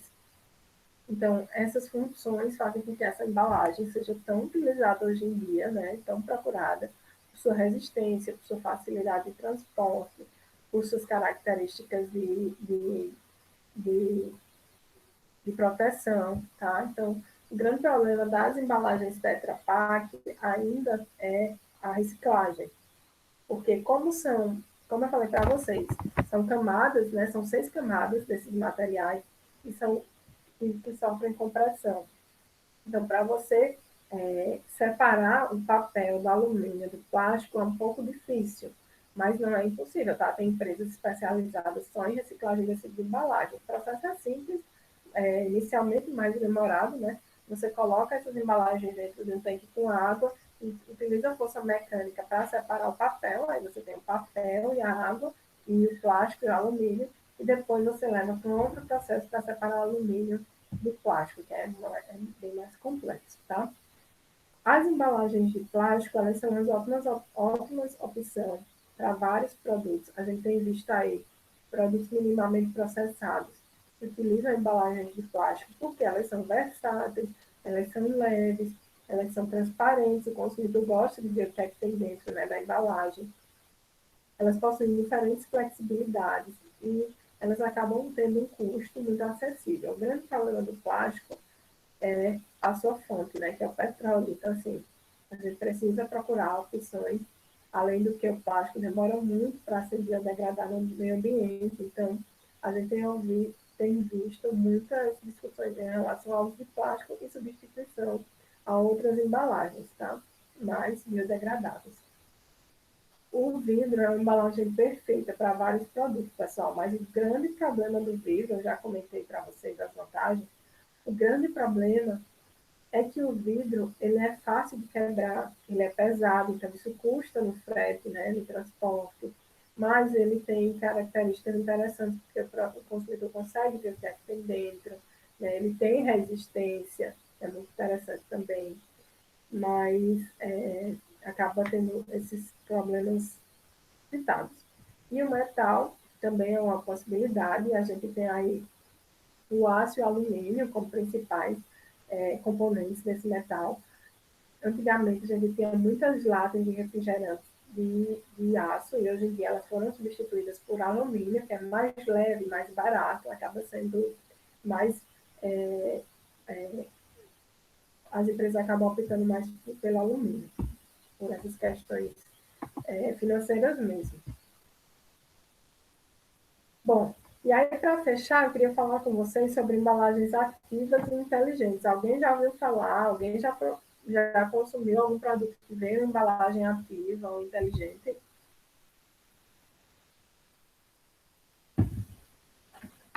Olha só, pessoal, a indústria de embalagens tem se desenvolvido muito e essas embalagens ativas e inteligentes são realidade, tá?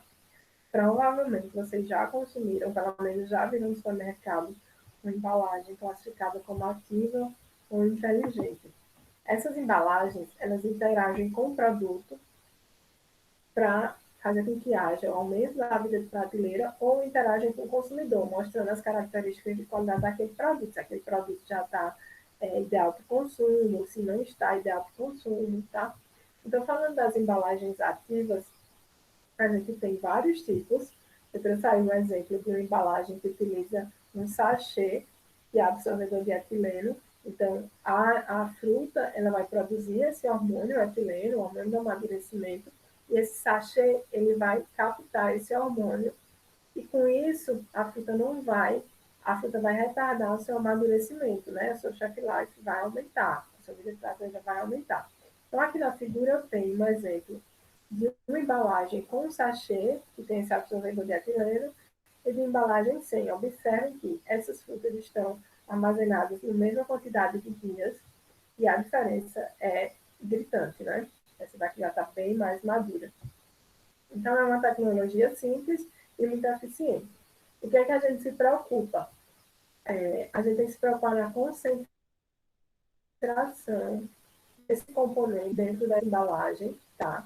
Porque, a depender do tipo de embalagem ativa, se você dióxido SO2 para liberar e conservar o produto, esse SO2 se liberado em uma concentração muito alta pode causar problemas à saúde do consumidor, intoxicação, tá? Um outro exemplo embalagem ativa são as embalagens que modificam a atmosfera, tá? Embalagens de atmosfera modificada. O que seria isso? Em vez de ter só oxigênio aqui dentro, eu vou ter outros gases. Então, produtos minimamente processados, que são aqueles prontos para o consumo, quando não embalados a vácuo, eles são embalados nessas embalagens com atmosfera modificada. Então, aqui a empresa vai definir qual a proporção de oxigênio, que geralmente é menor, de nitrogênio, de CO2, que é que a gente vai botar nessa mistura, tá? Então, a gente tem aqueles presuntos hoje em dia que são vendidos, né, por grandes empresas, os queijos, a própria carne moída já vem em embalagem modificada, uma série de produtos vegetais minimamente processados que utilizam essa modificação. No momento da embalagem, a própria embaladora tem um sistema de gás que já está programado que libera ali dentro, tá?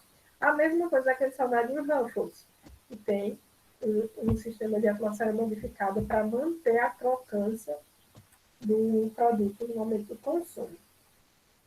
E as embalagens inteligentes, pessoal, essas embalagens, elas conversam com o consumidor. Então, são embalagens que, geralmente, elas podem utilizar, a maioria delas, pelo que eu tenho visto, utilizam sensores, tá? Mas eles podem ter substâncias indicadoras ou podem ter um sistema de carregador de dados. A depender da tecnologia, isso vai ser mais ou menos caro, tá? Mas o que é que acontece? A gente utiliza essa tecnologia na embalagem, aqui dentro da embalagem. Essa tecnologia ela vai interagir com o produto e ela vai dar uma resposta ao consumidor.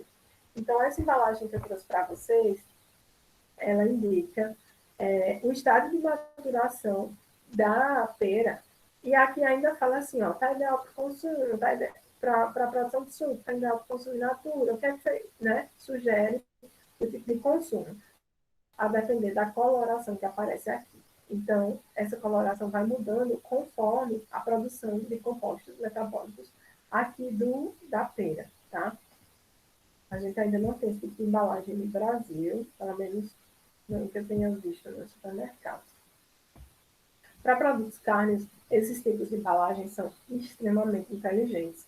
Porque, por exemplo, aquelas fraudes que acontecem do pessoal no supermercado desligar o freezer e ali tentar manter a temperatura, isso é péssimo para a carne. A cadeia de frio tem que ser respeitada para produtos carnes com muito cuidado, porque são produtos altamente suscetíveis à contaminação por conta da sua composição. Então, essa embalagem, ela tem um sisteminha onde mostra se essa temperatura foi mantida durante o processo ou não. Se o produto tiver sido exposto a temperaturas mais altas, em qualquer etapa, no transporte, no armazenamento, essa barrinha preta que há aqui, ela desaparece. Então, o consumidor já entende uma embalagem como essa, um rótulo como esse, e aí já não compra essa carne, porque sabe que houve falha na temperatura durante o processo, tá? A gente também tem um outro tipo que está relacionado a indicador de frescor. Então, assim, quanto mais velha a carne, mais ela vai produzindo substâncias. Essas substâncias vão reagir com amônia, tá? Substâncias voláteis vão reagir com amônia, e você vai ter um indicativo da degradação dessa carne. Então, tem aqui a amônia e tem as substâncias produzidas pela carne. Quanto mais azulzinha essa embalagem ficar, esse rótulo ficar, significa que mais velha essa carne está. Então, o consumidor pode optar por não consumir, ok? Então, esses são alguns exemplos de embalagens inteligentes. É uma realidade em países desenvolvidos. Daqui a pouco chega no Brasil, que a gente tem que estar atento, e que buscam manter uma boa relação com o consumidor, mostrar a ele se houve fraude ou não daquele produto, ok? Pessoal, cadê vocês? Eu quero falar com vocês, só para a gente finalizar, trazer um estudo de caso aqui para vocês pensarem, tá? Uma solução. Essa é um problema real, situação real que nós tivemos aqui, uma demanda realmente de um produtor que veio até a gente aqui no Senar Juazeiro, que ele produz aqui coco verde, tá? O rapaz é um jovem produtor, e que apareceu uma oportunidade dele, de mercado, dele enviar esse coco verde, o coco mesmo, para o norte do país. E assim, a logística não é fácil, mas a gente, vocês saibam, né? As estradas são péssimas, é longe, dá mais de 2.000 quilômetros. Então, assim, esse produtor, ele mandou esse coco uma vez para essa cidade, e a qualidade lá de chegada, de recebimento, não foi boa. Então, ele veio com a mão na cabeça, dizendo, não quero perder esse mercado, como é que eu faço para manter esse produto numa qualidade boa por tanto tempo, né? Porque, assim, demora bastante para chegar lá e não é fácil. Então, a minha pergunta é, vocês, como técnicos, o que é que vocês recomendariam para o Lúcio? E essa questão aí, esse problema envolve conhecimentos de conservação e de embalagens.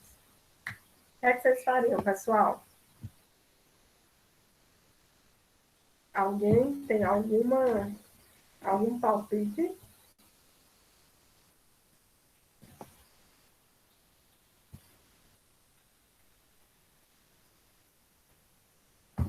Bom, Usar óleo de.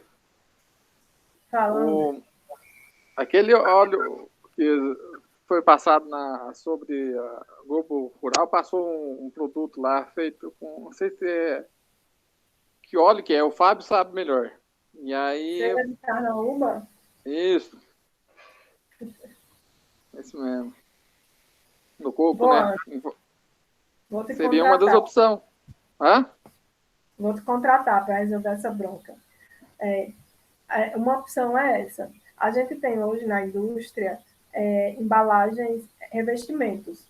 E são novos tipos de embalagem, onde você pega, por exemplo, como o Anderson falou, uma cera de carnaúba e você pulveriza no produto. Tá? A gente faz muito aqui para manga, para laranja, para limão, né? O objetivo ali é fazer com que essa cera, né, que é um lipídio, forme uma barreira impedindo o metabolismo, reduzindo o metabolismo da fruta. Então, ela vai transpirar menos, o processo metabólico vai acontecer mais lentamente. Então, a cera de carnaúba poderia ser uma opção, mas a gente testou algo mais barato, mais acessível, que tem um resultado tão bom quanto, e é uma solução feita com amido. Então, água e amido. A gente mistura num tanque, numa concentração X, e esse amido ele vai formar uma película nesse coco que vai ter um princípio bem parecido com a cera de carnaúba. Então, esses revestimentos eles estão sendo muito estudados, pessoal, muito estudados, porque assim, ó, é comestível, é barato, é super fácil de aplicar, você só precisa de pulverizadores e depois de secagem, né, para empresas maiores. Se a empresa for pequena, como no caso desse rapaz, No próprio tanque de uma caixa d'água a gente consegue fazer. E aí, o resultado é muito interessante. O que é que eu já vi aqui em Petrolina? O pessoal já aplicou em banana. Mas a banana ela se mantém por 10, 11 dias perfeitamente, nutricionalmente falando, sensorialmente. Só que tem um detalhe. A casca, ela não amarela, ela continua verde. Então, à medida que o tempo passa, que esses 10 dias vão passando, quando chega mais próximo de 8, 10 dias, a casca da banana já está toda marronzinha, verde, mas com aquelas manchinhas marrons. Então, pula um estádio de maturação relacionado à coloração, ao visual que o consumidor está acostumado. Então, a gente vai comprar uma banana, a gente quer uma bananinha que a gente sabe que vai ficar amarela, né? A gente compra com tracinhos amarelos. Isso não está acontecendo. Então, nesse caso, precisa ser ajustado, e aí as pessoas já estão estudando de que forma poderiam utilizar essa tecnologia para manter as características dessa fruta, principalmente relacionadas à cor. Então, essa é uma situação que o Anderson matou assim rapidamente, mas que realmente faz sentido, inclusive para a exportação do coco, certo? Bom, pessoal, vocês têm a lista de...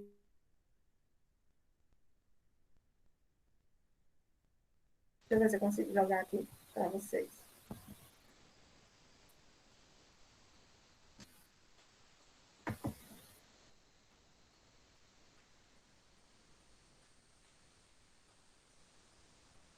Eu tenho acesso aqui ao chat. Eu vou mandar a frequência aqui para vocês. Mas eu acredito que a Rita já deve ter mandado no grupo também, do WhatsApp. Bom, alguém tem alguma dúvida, algum comentário? A Rita já mandou aqui. Obrigada, Rita. Não esqueçam de assinar a lista, tá? Se ninguém tem nenhuma dúvida, nenhum comentário, a gente encerra, então, a aula hoje. E, à tarde, vocês vão ter aula com outro tutor. Ok, pessoal? Em breve eu vou lançar um fórum e aí vocês respondem e a gente interage mais sobre esse conhecimento. Tchau, tchau. Bom sábado. Valeu, professor. Tchau. Tchau, professor. Valeu. Tchau, pessoal. Carla, obrigada, bom dia. Pode favorecer? Alguma coisa a ver com a perda de sacarose? Tem tudo a ver. Por que tem Oi, Rita. a ver com a perda de Carla, sacarose? tudo bem? Obrigada, viu? Tudo de bom. Obrigada. Por quê? Pronto, só para avisar a turma Agradeço, aqui. Rita. Isso, só para avisar a turma que às 13 horas nós estamos de volta com a aula de marketing, tá ok? O gasto de energia, né? Obrigada, gente. Obrigada, Carla. Um abraço. Esse gasto de energia